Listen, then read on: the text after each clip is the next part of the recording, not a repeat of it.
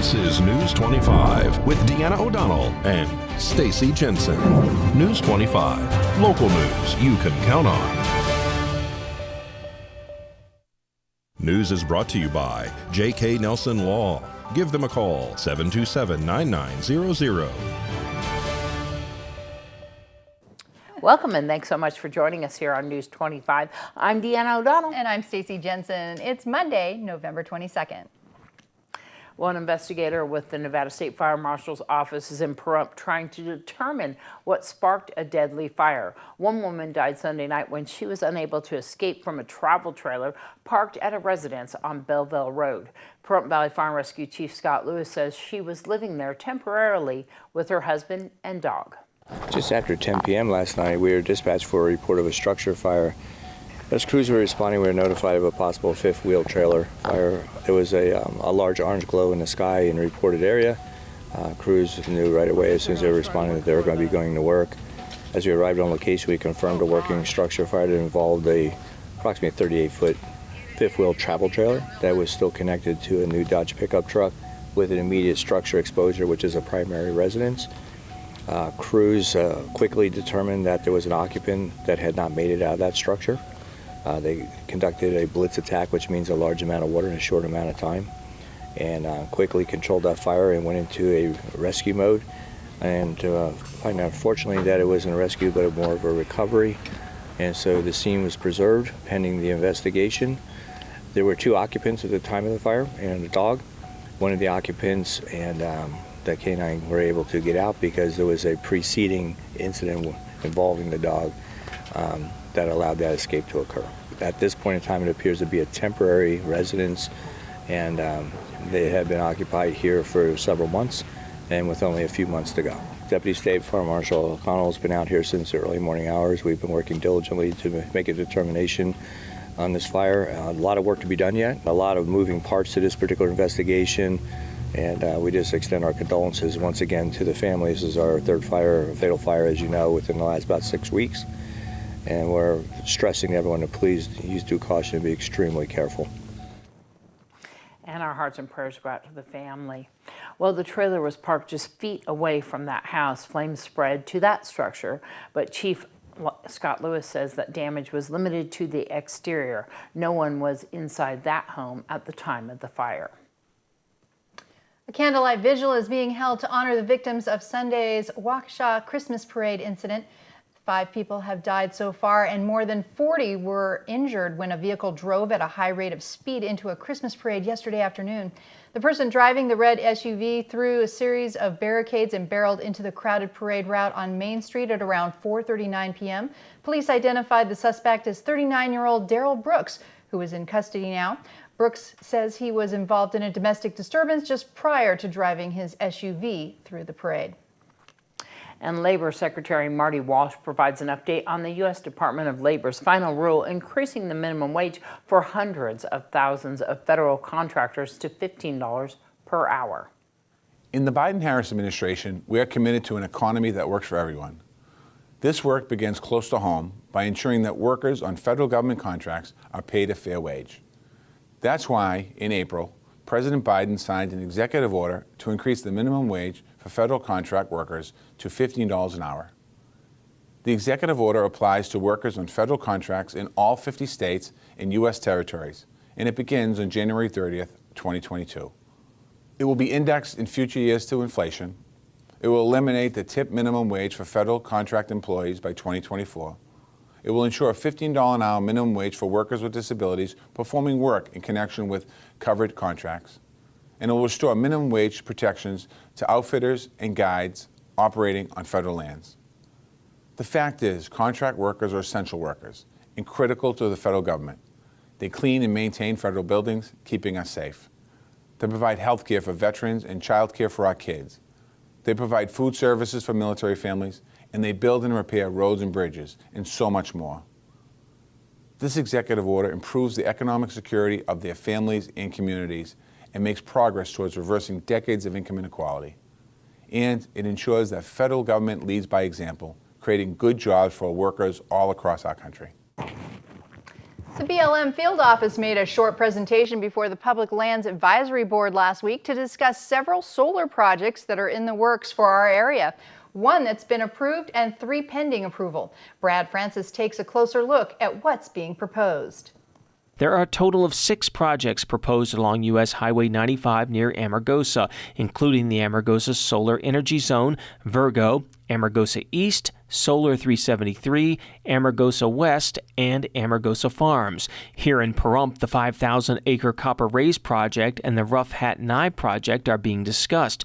The 3,200-acre Rough Hat Clark County project is pending, but the 3,000-acre Yellow Pine project in Clark County along Highway 160 has been approved, and the Sagittarius project has been approved. That would be on 4,300 acres. The Nevada Conservation Group Basin and Range Watch, along with Western Watersheds Project, filed an appeal to the recently approved Yellow Pine Solar Project with the BLM Southern Nevada District Office. They say that these projects have destroyed desert landscape and cost the lives of a number of desert tortoises, which were relocated this year to make room for the project. They say many of those tortoises have been killed by badgers in their new location. The Mojave yucca is protected, and activists have said that the projects are destroying the old-growth yuccas in the area. The Pahrump community appeared in force to give their comments to the Public Lands Committee, who is an advisory board to the Board of County Commissioners. The majority of the public was opposed to the project that is planned on Pahrump's south side in an area south of Haven Ranch Road and east of Homestead Road. The Yellow Pine project that has been approved is in Clark County, closer to the area of Mountain Springs and Sandy Valley. The developer says the solar project would employ up to 300 people during construction, and it could take 2 years to build. They say the Rough Hat Solar Power Project will use state-of-the-art photovoltaic technology to produce clean, carbon-free energy. In addition to PV panels, the plant will include power conversion equipment and a 230 kilovolt step-up transformer to deliver power to the grid at the future Trout Canyon switchyard via a short generation tie line. The proposed projects are Rough Hat Nye, planned for 3,400 acres, Rough Hat Clark, proposed for 2,400 acres, Copper Rays, proposed on 5,000 acres, and Sagittarius Solar on nearly 4,400 acres. One of the issues that has not been discussed or taken into consideration during this past meeting is pilot visual obstruction from the glare of the panels. Roy Mankins with the Calvada Airport says he has not been contacted about the potential issue with the solar glare for the main air traffic transportation route from Las Vegas over Pahrump. Mankins says they have non-glare solar panels available, but he is not sure if these projects will be utilizing those. He says they are much more costly. Mankins adds that aircraft would go directly over the proposed solar fields. In the end, the Pahrump Public Lands Advisory Committee has decided that they need more information before advising the Board of County Commissioners for or against these solar projects in our area. The next meeting for the Pahrump Public Lands Committee is scheduled for November 30th at the Board of County Commission chambers here in Pahrump on Walt Williams Drive. For more information, go to nyecounty.net. All right, we're going to be back with more News 25 right after this. You're watching News 25, the most recognized and farthest reaching local news in Nye County. News 25, local news you can count on. Welcome back. According to the Rocky Mountain Elk Foundation, thousands of acres of open space are lost daily to development. We recently spoke with Jacob Allen Cothran during their foundation banquet to learn more about how the Rocky Mountain Elk Foundation works at the national and local level to help conserve wildlife habitats. The Rocky Mountain Elk Foundation was founded in 1984. They're based out of Missoula, Montana. There's 500 chapters around the United States, and we're trying to conserve habitat for wildlife. They say that 6,000 acres of open space a day is being lost to development. So we're trying to conserve habitat. We're trying to help all of God's creatures. The banquets that every chapter does every year helps raise money to conserve habitat. We also do habitat enhancement projects. We do hunter education classes and programs for our youth too. The cumulative giving to the Elk Foundation is taken to Missoula, to our headquarters, and 50% of the proceeds raised in every state comes back to the home state. The other 50% goes to the national projects that help the elk herds the most in various states. We've reintroduced elk in several states back east where they used to roam 100 years ago. It's a great organization, and we have 231,000 members to date. 11,000 of us are the volunteers who put the banquets together every year and does the hands-on work for the habitat enhancement projects. The subdivisions that are being built this day and age is in the foothills where the elk and deer try to winter at every year. And we're trying to make sure that we always have a place for elk and other wildlife to call home. The 3-gun raffle we started in February at the Balloon Festival, and we've been selling tickets at every event that we could get our foot in the door, like the VFW Flea Market, the Balloon Festival, the Fall Harvest Festival is a good one, and the committee's gone out to their friends, neighbors, and tonight's numbers will dictate that we're probably going to hit the $11,000 mark for our 3-gun raffle. The trip to Cabo San Lucas is part of our bottle game. We have 6 bottles of booze that is in the live auction. The winner of those 6 bottles of booze has a 1 in 6 chance of winning the gun safe that's up there, all the contents, and the Cabo San Lucas trip for 4 people, all inclusive. All the winner has to do is pay for their airfare to get there. We have 23 live auction items over there along the wall. We've got some really nice banquet rifles, just all kinds of different things up there. The Rocky Mountain Elk Foundation has a website, www.rmef.org. Our local chapter meets once a month at the Poorhouse, the 2nd Saturday of the month. So a few months we may not have a lot to talk about, but it's a good way for us to get together and eat and drink. And this Thanksgiving, if you have a child doing well in school, you're no doubt thankful for good educators. From those running the schools to those at the head of the classroom, good educators are a reason to give thanks. This Thanksgiving, we're gathering up the thoughts of educators from all over the country as proof of their devotion to students, even during this most difficult of times. This is really my passion. And there's nothing else in the world that I would rather be doing than what I'm doing now, what I'm doing today. I hope to continue building on my teacher toolkit. There's always something to be learned every day. It's that 5th core subject. Nothing's more important than a person's character, their personality.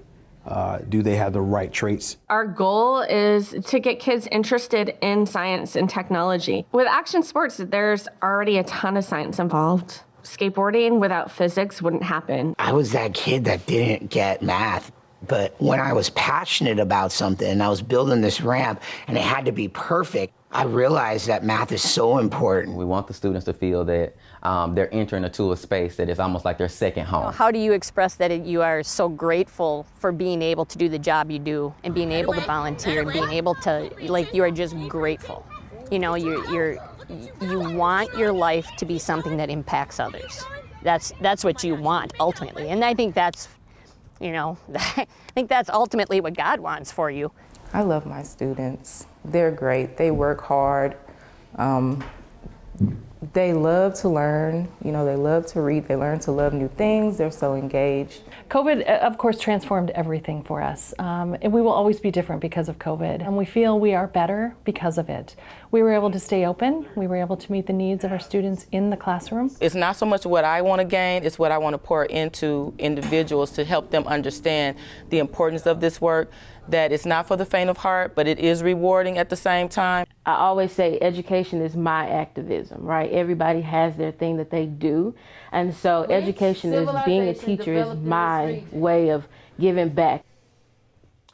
Before your guests gobble up that Thanksgiving turkey, be sure you're handling it safely. According to Cleveland Clinic's Dr. Baruch Fortel, it's important to pay attention to temperature to avoid foodborne illness.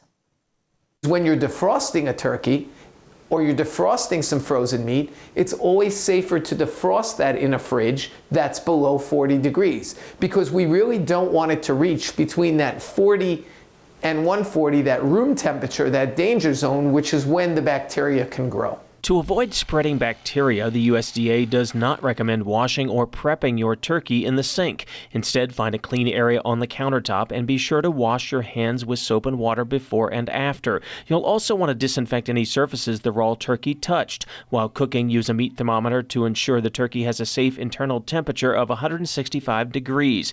During dinner, be sure perishable items aren't left out for more than 2 hours, leaving them susceptible to bacteria growth. And when it comes to leftovers, put smaller amounts into shallow containers and put those in the fridge or freezer right away. In the fridge, 4 days for leftovers is typically the max. And of course, if you encounter something that has a bad smell, bad taste, doesn't look right, immediately dispose of it. It's not worth taking a risk. As a general rule of thumb, with Thanksgiving being on a Thursday, on Monday you should dispose of any uneaten leftovers in your fridge. All right, thanks so much, Brooke. All right, we're going to be back in just a minute with our Save a Pack. You're watching News 25, brought to you by Mountain West Lawyer, Injury Attorneys, 727-9500. News 25, local news you can count on. Welcome back. There are dozens of cats in our local shelters awaiting their new forever homes. For today's Save a Pet, Darby O'Donnell Westerman is back inside the cat room at Desert Haven Animal Society, where she introduces us to Binks. Hi, I'm Darby here at Desert Haven Animal Society, and today we are joined with Binks. Binks is in her cage playing with a little, what are these called? They're called pipe cleaner. Pipe cleaners. Okay, ready? 3, 2, 1. Hi, I'm Darby here at Desert Haven Animal Society, and today we are joined with Binks. Binks is in her cage right now playing with these little pipe cleaners. She is a extremely active, very, very, very playful kitty. All black, beautiful cat, beautiful little goldish eyes, just super duper active. Definitely needs to be with an owner that is willing to play with her all the time. She always is the kind of like cat that like teases you. It's like, oh, come pick me up. And then when you try and go pick her up, she actually just wants to play with you the whole time. We were looking at the other cats today, and she started going and smacking my leg with her paw through the cage, trying to get my attention so she can play.